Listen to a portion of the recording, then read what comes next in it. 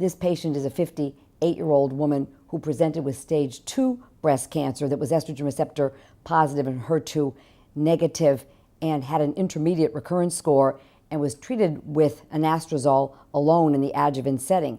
And at the end of her 5 years of her anastrozole, she was found to have liver metastasis. And this is a bit of an unusual scenario for a woman with an invasive lobular cancer. And it says to me that there must have been some component of more aggressive disease in there, such as a pleomorphic invasive lobular cancer.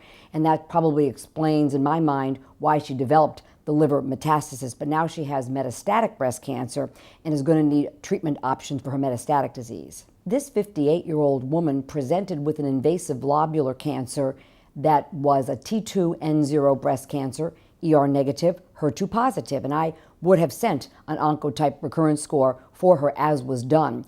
And it came back at 19. And fortunately, because of the Taylor X data, we have excellent high-level evidence that she will not benefit from chemotherapy. The postmenopausal women in the mid-range recurrence scores really had no benefit at all from chemotherapy. So we can sit down and say with good a degree of certainty that we would recommend anti-estrogen therapy alone, and an aromatase inhibitor would be ideal for her. I would also treat her with IV zoledronic acid every 6 months for 5 years per our new NCCN guideline. So we have very clear-cut evidence that she will not benefit from chemotherapy. This case is unusual because the recurrence score was in the reassuring range. It was 19, and we would feel that the anti-estrogen therapy, the anastrozole, would have a high degree of benefit for her, and assuming she was adherent to the treatment, it's a bit unusual to develop liver metastasis at the end of the aromatase inhibitor period of 5 years.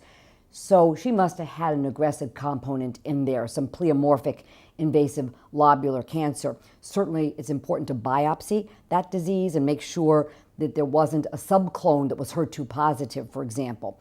But assuming that the liver was biopsied and is the same breast cancer, estrogen receptor positive, HER2 negative, we then think about treatment options for her.